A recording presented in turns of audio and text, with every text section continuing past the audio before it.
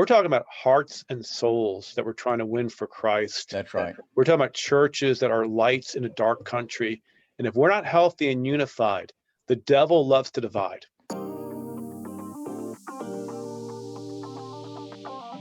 Welcome to today's SBC Pastors Roundtable. I'm Bobby Gilstrap, and today joining me, I have three SBC pastors, and so let's introduce them to you first. Why don't we go ahead and start with Bert? Why don't you introduce yourself? I'm Bert Spann. I'm a pastor in Middle Tennessee. Before that, I was a pastor up in Michigan in an established church, but I worked with the Church Planting Network, so I'm familiar with some of the ways that NAM and others deal with local churches. Don, how about you? Yeah, my name is Don Elbourne. I'm pastor at Lakeshore Baptist Church, where I've served here as pastor for 27 years now. We're down on the Mississippi Gulf Coast, all the way down on the coast, just about a mile from the beach. Jim? Jim Bohrer here. I left Clemson and went on mission to Colorado for about a year and a half, met my wife. We ended up going to Kentucky, pastored about 3 years there and got my degree with my wife as well. Ended up going with Billy Graham for about a year, traveling about doing the crusades, and then been here in Indiana, in Brownsburg, for about 22 years now. Bobby, back to you. All right. Well, I'm Bobby Gilstrap, and I'm the founder of Dynamic Church Ministries, based here in the Atlanta area. But I've also been an SBC pastor and church planter. Was appointed to Michigan as North American Mission Board missionary in associational missions and church planting, and then became the executive director for the Baptist State Convention of Michigan before being recruited to come to Atlanta and be a part of the church planting network here called Plant Atlanta, or the Urban Atlanta Planting Network. So today we're going to be jumping into talking about potentially a lot of different areas, but we're focusing on the SBC. And there has just been an incredible amount of discussion and really kind of upheaval, I guess, in a lot of ways, about issues of transparency, what we don't know, what we should know, that kind of thing. And there seems to be a lot that is being covered up. At least it seems that way from the person in the pew. Let me lay the groundwork for our discussion with a quote that I just came across on Twitter. It's a medical doctor. Her name is Nicole Safier, and this is what she says. She says, "Truth does not mind being questioned, but a lie does not like being challenged." Pretty strong. And much of what we have been getting, it seems like, from our national entities in the Southern Baptist Convention is, if not fully untrue, they're partial truths, seem to be partial truths. One of those that just came out recently is we were told that the Southern Baptist Convention is going to be presented to be voted on by the messengers, a new business and financial plan. And we were told that this new business and financial plan, which regulates the way the convention entities and groups interact, work with each other, fundraising, all those kind of things, what can't be done and then what can be done. The new plan was said to be more transparent, that we would know more. But once you dig into it and you start reading, you discover that the reality is, where right now our entities can't go and just do fundraising among our people, that we depend upon the Cooperative Program. That's our primary mission support. But with the new financial plan, it's going to allow entities to be able to go to your church members, guys. They can find out through an email list or some other form that you have a church member that has some good financial capacity or not. And they can reach out to them individually without you ever knowing about it or your church ever knowing about it under this new plan, if it were to be approved. The other, or at least one of the other key pieces that has been of concern, just to kind of lay the groundwork, is the issue of the trustees and the way the trustees can make decisions for each of the entities about releasing financial information. Now, let me just clarify. One of the things that a number of pastors I'm aware of have been reaching out to various entities trying to get a copy of, like, salary structures, those kind of things, to find out what's there, to try to see that transparency. According to our current financial business plan, our business and financial plan, it says that Southern Baptist should have that we should receive that upon request. If we ask for it, it should be provided. That's not being provided for the most part right now. But this new plan would say that each of the entities board can determine if they want to release any information or not. So they'll have the opportunity to say yay or nay, and it no longer will be governed by the SBC document as a whole. So what kind of can of worms will this open up, or do you think this is a favorable move, a positive move? What do you guys think? Well, I'll go ahead and jump in, Bobby. To be honest with you, I have not taken the time to read it. I want to read the whole plan, and it sounds interesting. The one thing, and I hope I'm not jumping in too granular, but you mentioned the difference between used to be where entities could not fundraise directly, and now they can. That's an interesting development, especially since I know that they have before. I mean, the seminaries, I mean, that's what they do. I mean, much of their money comes through direct things. But I know NAM, for example, in disaster relief, you go to NAM's website after a hurricane, they're getting money directly from individuals instead of funneling it through the churches like we've historically done. And so that's already happened. I know that for a fact because I'm really involved with disaster relief. Sure. And there's been a few times where people have emailed me and said, hey, we sent some money in. Did you get it? And come to find out, they actually did it through the NAM website. And I'm like, no, I don't get, our church doesn't see that. And so it's interesting. Now they're saying, hey, we've been doing it. Now it's wide open, I guess. Is that what you're saying, if I'm understanding correctly? Yeah, the kinds of things like you're talking about with disaster relief, some of those kind of things, that's different. There is a general plea, asking people to give and contribute, that kind of thing.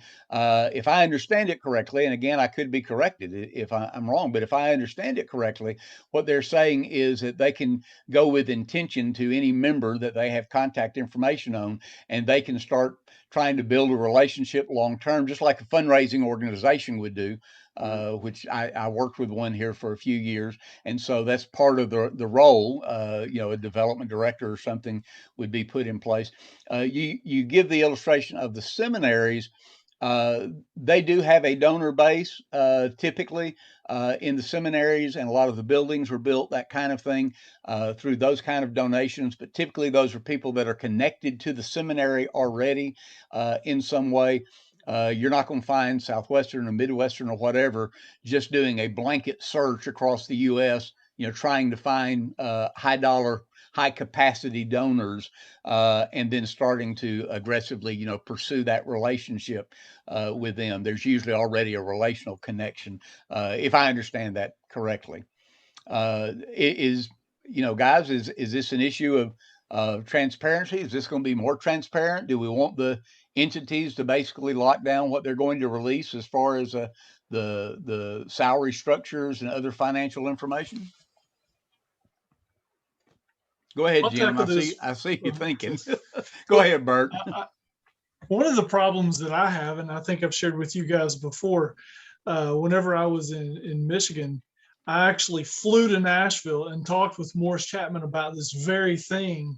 I just made an appointment with him and said, listen, I've got a problem with the way that we're doing things. And it looks like we're moving back to the societal method that we had before the cooperative program.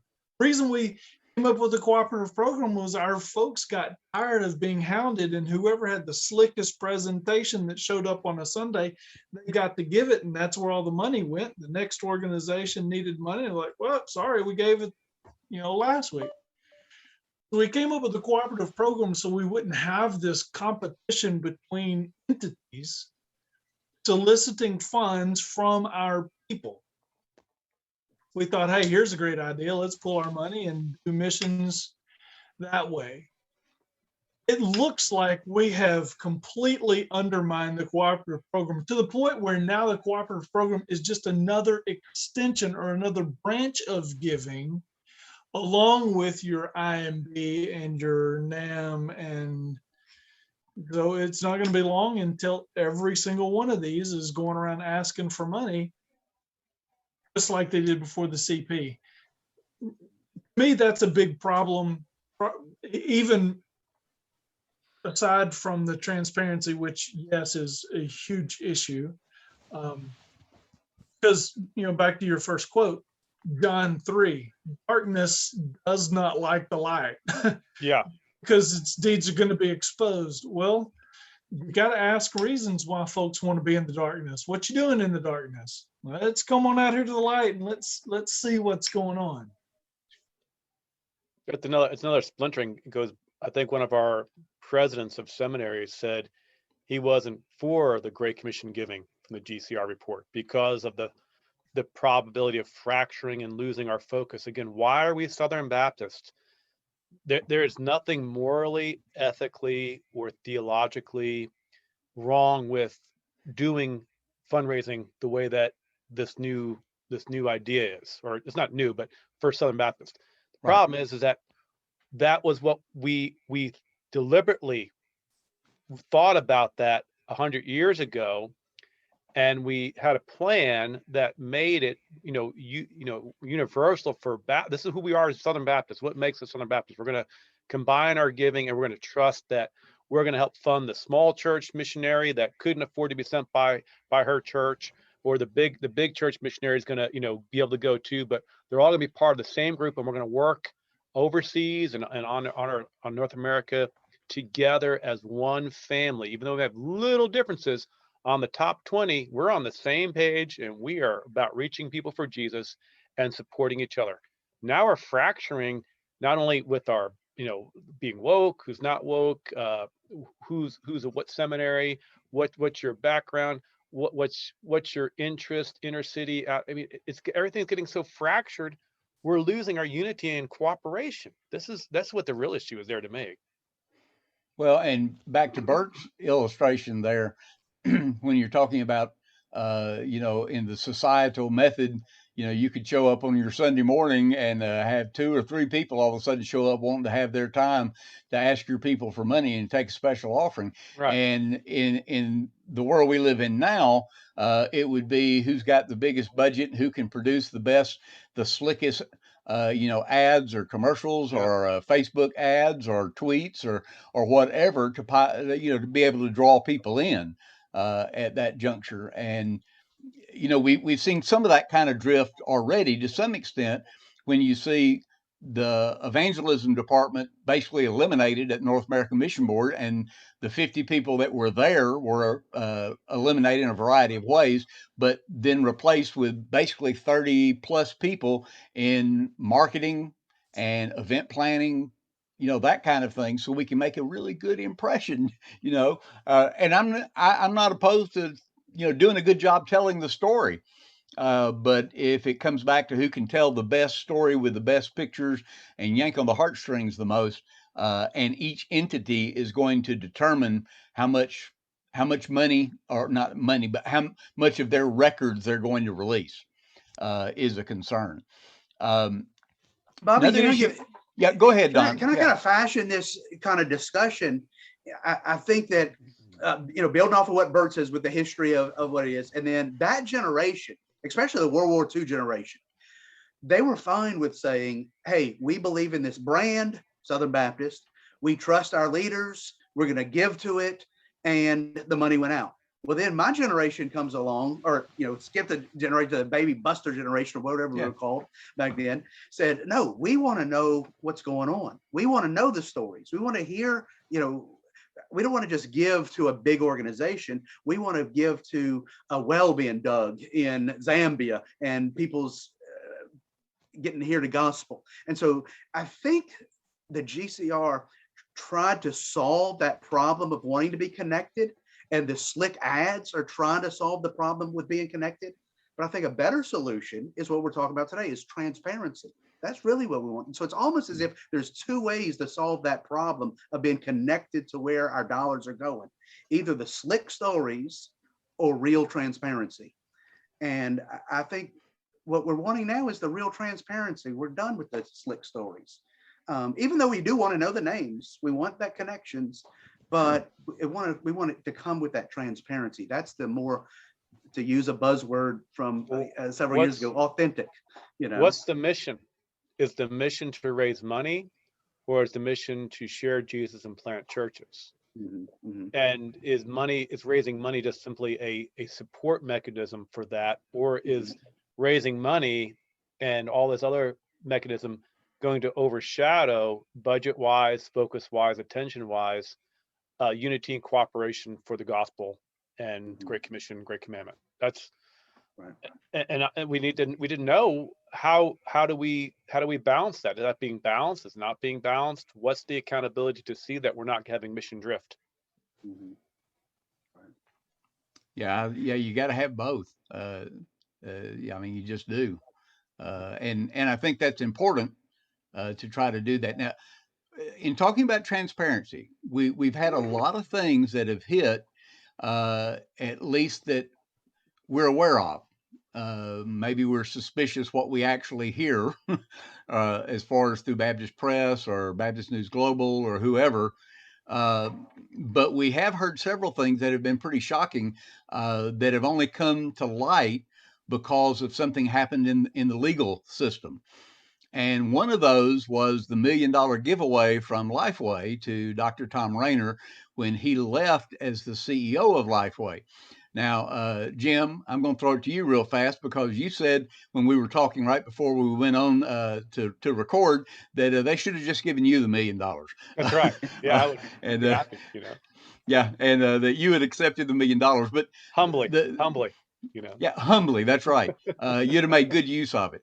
But the issue was, the only way we found out about it was Lifeway actually sued Rainer, and that's how we discovered from the public record that this had taken place. And what happened was the trustee chairman, who was Jimmy Scroggins at the time, he's rotated off now, but he was the chairman, and he solely authorized this $1 million gift to Rainer as he was leaving as the CEO. And the trustees did not know about it. The compensation committee did not know about it. And eventually the lawsuit was withdrawn, and there's some kind of a process been worked out to repay it and some other things. I don't know all the intricate details of that, obviously, but my concern is just on the front end. Number one, why in the world would a trustee chairman be able to get away with writing basically $1 million check and sending it to them when they've had all these other issues at Lifeway under the tenure of Rainer? I mean, what are all the things that have happened? Closing the stores down, selling, 2 great conference centers that we'll probably never be able to replace, in Glorietta and Ridgecrest. I mean, there's just a number of things that have happened on that. So when you guys became aware of that, and some of the details of that, what was your gut feeling? What did struck for you when you heard that? Makes me wonder what other deals have been done that we didn't know about because there wasn't a lawsuit. And truthfully, it makes me think, okay, if it happens at Lifeway, what other entities does the same thing? Right, wrong, or indifferent, it just brings those questions to mind. You're thinking, well, if Lifeway can do that, what about the others? What are they doing? Well, let me ask you this.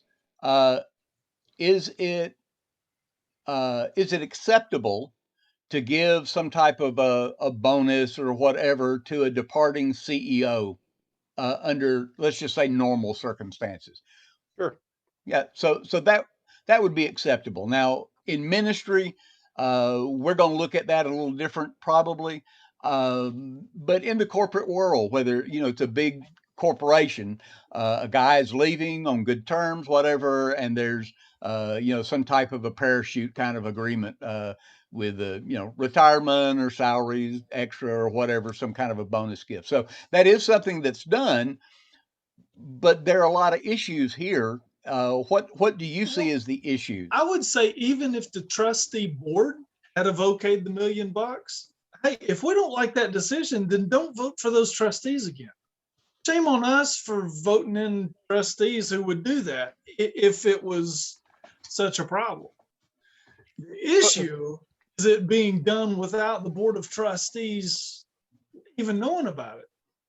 When does the board of trustees would understand? It's the board of trustees that they're supposed to know about it, or at least and then the financial team on Lifeway is supposed to know about it. They're laying people off at the same time because they're running deficit, they're struggling, and that may just be the nature of the publishing business right now. And you could say, well, there's no fault on the president's side there for why the industry market share is being less, but ultimately the institution's bleeding money, it's bleeding revenue, and it's important to talk openly about what's going on with the finances you do have. And you just bought a new building too. You just sold the building and bought a new building. I mean, it's just proper business and reporting. And this works in family businesses. You take money out and you or a partnership, but that's not what Lifeway is, and that's not what the Southern Baptists are. So where were the checks and balances, and where was the check in the mind? If you thought it was all on the up and up, why not do it in an open disclosure way? I mean, I don't know. I don't get the decision. How well, it went about. Scoggins remained on the board. He remained chairman for that time. He's rotated off now, but he's still on the trustee board. And to the best of our knowledge, there's not been any real consequence to this kind of operation. So what do you guys think the role of our trustees need to be? Because I have heard it surfaced. I know it's been talked about in the presidential campaigning, basically, among some of the presidential candidates about the role of trustees. So what do you think the role of trustees should have been or should be in our entities? Well, I'm on the board of trustees for our children's home in the state of Tennessee, and my job as the trustee is to help make decisions that our churches would want directionally for our children's home. I'm kind of speaking on behalf of the churches to the leadership of the children's home. And it's my job to help take that information that they're deciding back to the churches so that they're informed. I don't think the role of trustees is to manage. They're not to manage or pay people. They're supposed to oversee, see on behalf of the entities that they're representing, overseeing that the rules are being followed, that there's proper checks and balances, and where there is a need, that they don't try to manage a leader. They remove a leader if he's not functioning or she's not functioning and say this is not working. And once a trustee oversteps that role of just making it the head decision, either the president stays or goes. Once they start paying people, once they start deciding that themselves as trustees, that you're getting outside the box, and that's just not a proper role. It's going back to family business. I mean, it's not how we operate. And no, an MBA would not. Somebody with an MBA would not approve. That was ethical. Just don't do that. And it goes back to my conjecture. We don't need to elevate pastors to these roles just because we like them. They need to have the qualification, or they need to commit to getting an MBA and going through business ethics. Okay, Jim, I want you to unpack that a little bit. And Don, I know I can tell you're wanting to get in here in a second. So, but let's let Jim unpack this a little bit more, because off camera we've had a little bit of discussion and even some of your email about the competency issue, the issues of leadership, and the kind of leadership that we actually need in entity leaders, and not just the guy who is loved as the megachurch pastor. Right. That's the danger. We have this love affair with celebrity pastors, big names. Oh, he preached well. He had a great growth, and you could be a great evangelist and be a horrible president of a entity. You could be a great missionary and not be able to run a missionary sending agency. And there's more moving parts when you get to that level. It because it's a parachurch organization, it can't operate as a family. It's got to operate. It's more than a business, but it cannot operate lower than business ethics and just best practices for businesses. And the idea that we just go to a book and read from good to better or built to last. If anybody did studies on those guys, you found out longevity, all those companies, except for one, failed 10 years later. Why? Because the environment changes and you have to keep up with the business modeling and, pay scale and competency. And this is not something that just happens naturally by reading a commentary or writing a theological book. This is stuff that happens by people who are trained in running businesses, not running a church, which oftentimes operates like a family business, Sanford and Sons, brothers and sisters, and we're all getting along, and it's just, Right. you have more forgiveness. But, when you deal with things that can be brought to court, Supreme Court, that's not just monkeying around. This is serious business and millions of dollars that you have to oversee and watch. And there's more to it than that. Yeah, definitely is. So why don't we hire? Don, you want to jump in?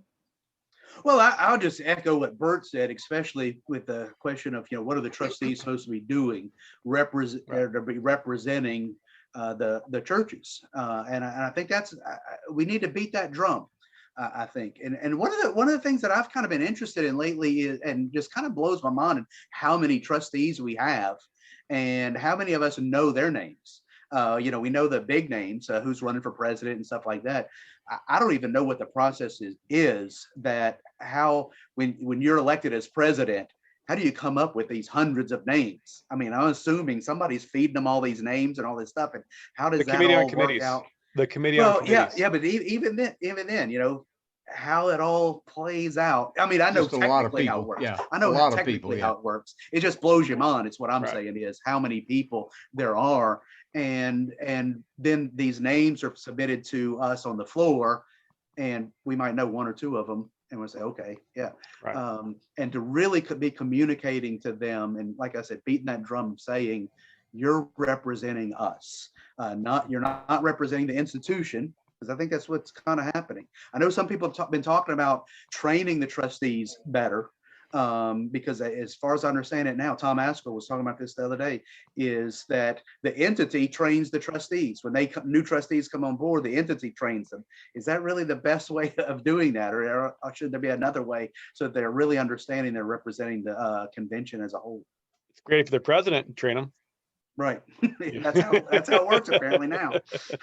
Well, and that's kind of what it appears. Of course, my closest connections with entities has been really the North American Mission Board because of my time in Michigan up there. But I mean, they were very, very aggressive with the kind of things they were doing as far as trying to make sure and win over, in any training that took place. And they did have times of training, but it was all done in-house at that point. And I guess you have to say it's kind of human nature to say, yeah, we're going to talk about accountability, but we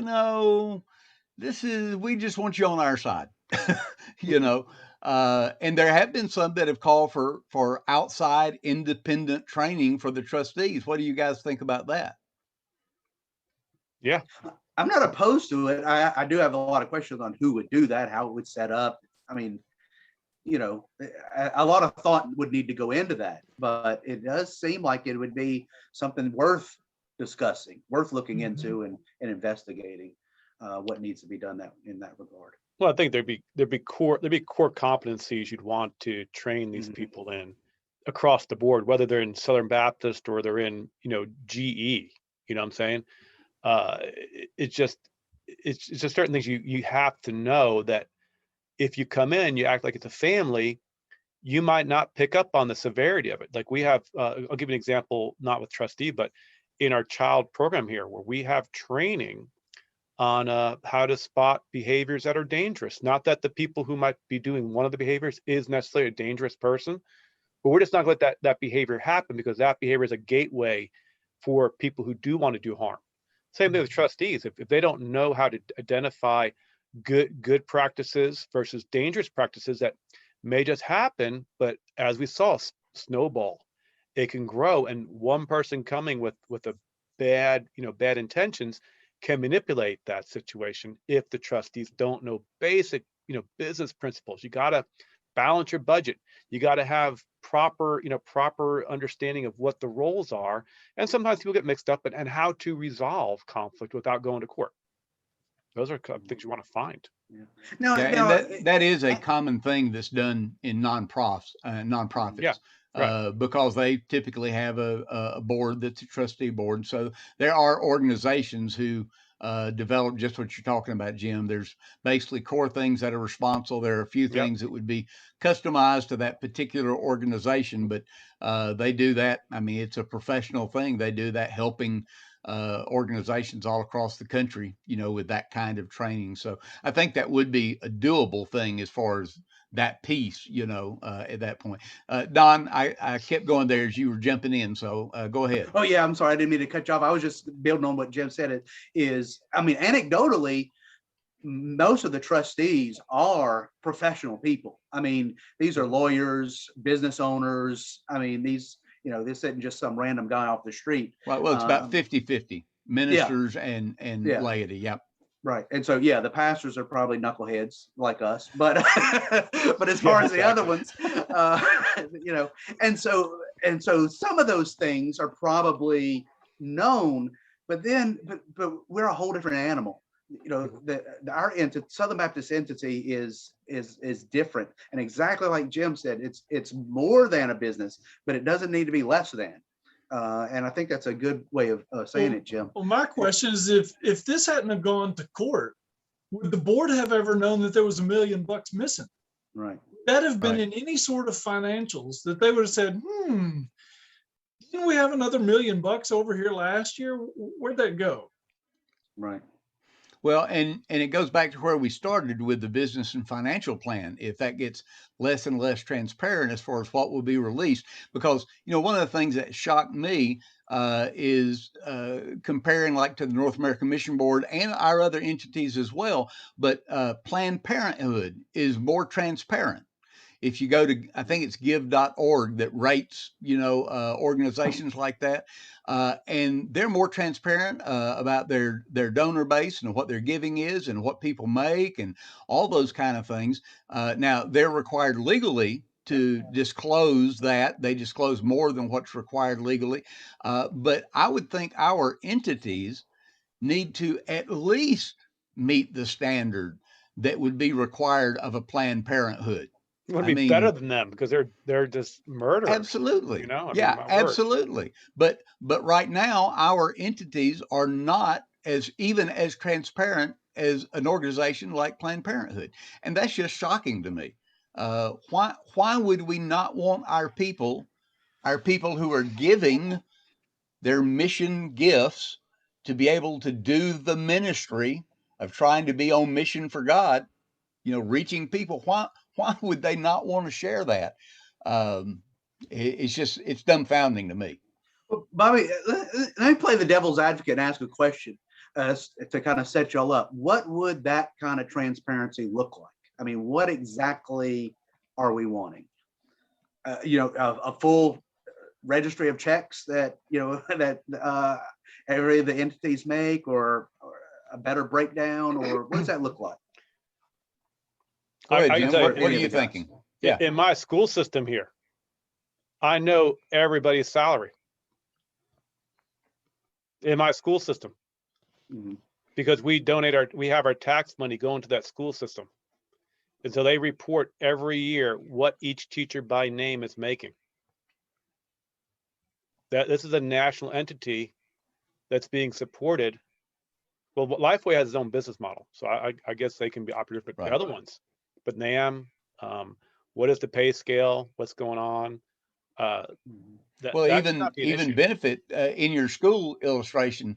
Aren't you aware of not only just their base salary, but if it's an administrator, they have benefit packages and reimbursement plans or whatever. I know Jim Snap's car. So all that's disclosed. I know his Twitter account. I know everything. You can stalk 'em. Well, yeah, Bert, what would you say in response to Don? What do you think we would need to see in the sense of transparency, financial transparency?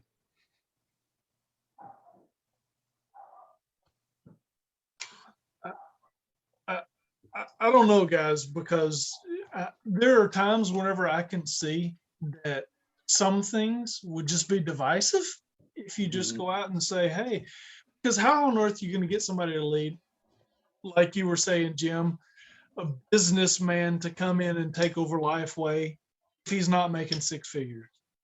Because guess what? He could go to Boeing and do the same thing. Which is fine. I mean, we know we pay our Guidestone guys $500 grand. We know that. And I'm fine with that. What bothers me, transparency wise, is where was the secrecy within the board itself? Right. The Lifeway board itself didn't know this stuff. Right. That's what gets me more than, I don't care if you paid Rainer $2 million if everybody knew that he's getting $2 million. Well, and if it made sense, that's their decision. If it made sense, right? Right. So I'll give you an example for me. So when I look at Vacation Bible School, I don't want to know what a thumbtack cost, what you bought for your little craft fair, but I want to know if we have 100 kids, what's the average cost per kid? And then what's the average cost per kid usually spent on VBS across the country? Are we within the realm there? Are we spending $100 per kid when everybody's spending $5 a kid? Then there's something wrong. You know what I'm saying? We're overextending. But if we're spending, $5 more on a $25 per kid thing, and we have a higher income area or how to get more expenses, okay. But there needs to be some sort of like overall sense of, here is the per diem expense of this, or the unit cost, even for employees, just in general. We have 100 employees. Here's the overall package. We might take out the leadership in a separate package, but overall, and you can see, okay, in comparable companies, they're underpaid. We need to get their pay up. We're gypping God's people who are in charge of the most important message in the world. Those are sort of things that there is ways to do it, Bert, that could give people a sense to be able to look at it. Right. Well, I would say even more than just the whole salary thing. Right. Just going back to some of the stuff that we've read about the Glorietta cells. Right. And to me, it seemed like a lot of things were done kind of either backroom deals or doing what they can to really hurt some of those folks who are landowners out there, and just really bad decisions, but they weren't made public until court. How did Lifeway hurt a landowner? Oh, what'd they give them? Like a third of what the land was worth? Yeah, yeah, because individuals own pieces of property in the Glorietta piece, kind of like some camps. They'll have like churches. Well, I'll go back to Oklahoma because I spent a lot of time in Oklahoma. I was a youth minister there. They have Falls Creek, largest youth camp in the world, and our church owned a cabin which we had built. We paid for. We bought the lot, X number of square feet, within the Falls Creek grounds, and there were several hundred of those kinds of cabins built of all different sizes by different churches. So if they were going to come and sell Falls Creek, they would have had to negotiate something with every one of us who were landowners that were within the grounds of Falls Creek. So Glorietta had a similar model where people did have property that they owned a little chunk, in other words, inside that. And yeah, one of the letters that I've seen, and I don't even remember the guy's name, but that's what he his personal testimony was what happened. I think that's probably what Bert's referring to. Well, here's the question: How did Gloria? So, convention aside, if I own property, and you're not the government, how do you force me to sell legally? I don't understand that. How'd that happen? I couldn't answer. I don't know the legal ins and outs. I just know what I had read, and there were there was at least one lawsuit of multiple owners together, kind of like a class action type of Okay. a lawsuit against Lifeway because of all that had happened. I'm not saying it with was a that. good situation. I don't have sympathy. I'm just, Right. I don't understand how you could have property in America and not have eminent domain coming in and have another private property owner that owns property adjacent to your deeded land, how they could force you to sell at 1/3 the cost of what your land is valued at. Yeah, and that that's a great question, and the phrase you use there, deeded land. So I'm not sure if the land was technically deeded to Or each of leased. the landowners, or I'm not sure how that worked. So Was it yeah. leased? Yeah, I don't know. I don't think I've never seen the word lease in Okay. any of the stuff I've seen on Yeah. it. But one way or the other, the reality is Lifeway dumped Glorietta for whatever, and also got rid of Ridgecrest, also got rid of all of their brick and mortar stores, across the U.S. So yeah, Lifeway's just been in a mess. But back on our initial issue, the transparency issue, the concern about that kind of a giveaway without others knowing about it is just scary. Yeah. Uh, and it's just like, you said, Bert, what else may be going on that we don't know about and may never know about if we don't have transparency. And the new business and financial plan does not appear to give more transparency. It appears to say they can choose to be less transparent than they are now. So I think it's a real concern. The one plus is they're going to present that in the convention in 2021. And once it's presented, it requires at least 2 conventions approval. So even if it were approved in this first year, if I understand it right, I believe it requires 2 approvals that have to be approved in 2022. And that opens up another can of worms, because isn't 2022 in LA? Yeah, it's in How many Anaheim. folks can afford to fly out there? Again, it's going to be Disney World to be open again, or Disneyland to be open again. We're all going. Yeah. But then we need the $1 million grant from somebody just to get go out there and tickets, stay. just to get tickets to go in now with the cost. Yeah, no kidding. No kidding. Well, guys, let's wrap it up. I think there's a consensus that we have had lots of issues in the convention here in the last months that we've become aware of, at least in the last months, and some over the last several years with transparency. Some of those things may be things that for us sitting in the pew, we're misunderstanding. It's not absolutely. as much. I mean, we could very easily be misunderstanding. I guess one of my real concerns is that we're not getting the conversation, coming out of the executive committee, coming out of North American Mission Board, other places, when these kind of accusations are leveled, when they're put out there, there's just silence. I mean, it's just total silence. And to me, for, Southern Baptists, we're the ones that are funding the bill. We're funding the incomes and everything else that's going on. And maybe we are misunderstanding it, but why don't you come out and clarify for us? Right. Why don't you straighten that up? Yeah. It bothers me when we have to use litigation, get conversation started. Well, and let's be honest, we need to have grace, but we need to know what we're having grace at. I mean, people make mistakes. Like I said, I don't expect perfection. I just want to know, are we on the same page? Are we still on mission together? Are we going to cooperate together? Right. Or are we going to collide? And why do we have to hide anything that we're doing together? So let's get it out in the open. Let's work on getting along and showing grace, but let's know what we're giving grace to and what we can support and cheer on, what we need to pull back on. That's all. If you could do that, we'll be a great convention again. Yeah. All kinds of potential, but it's going to require having that transparency to be able to rebuild the trust and understand that there's got to be accountability in there.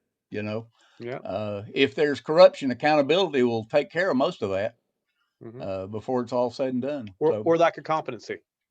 Yeah, both. You don't be corrupt. Absolutely. Not be corrupt to drive it into the ground. You just have a lack of competency, and that good heart, good intentions pave the pathway to hell. Right. Remember that. A lot of good intentions have that is true. Yeah. Well, and the transparency and accountability would help you see that as well. You're right. It's just, and there's no reason why Bert, I can't believe he brought in the Bible a while ago, but what is seen in the light, what is seen in the, I mean, if it's in the light, then we know. Yeah. And then nobody's suspicious of what's in the dark. And let's remember too, we're not talking about just an enterprise where we're trying to make a new widget. We're trying to get more things to your house like Amazon. We're talking about hearts and souls that we're trying to win for Christ. That's right. We're talking about churches that are lights in a dark country. And if we're not healthy and unified, the devil loves to divide. And what did Christ pray? He said, I pray that you may be of one, as one, that the world may see your unity, that the world may see you guys are focused on me, you're glorifying me, and your heart is that there is a place called heaven and there's a reality called hell. And if we're not unified, reaching people and having the same message on the core issues, we are doing disservice to our Lord and Savior, Jesus Christ. And we have to keep him central. And if he is not the one we think, I have to answer to him one day, and have I won as many souls as I could? Have I done the best I could with the resources I had?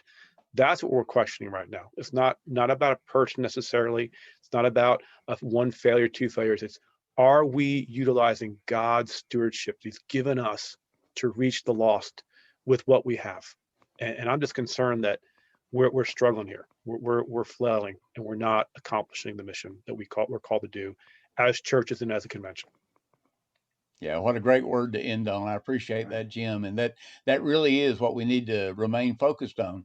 How are we going to fulfill the mission of God that he has for us as Southern Baptists? Because what we know is God doesn't need us.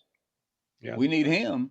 That's right. But if we don't get in line, he can work through somebody else. It's just my heart that I'd rather him work through us. But we've got to get some things right.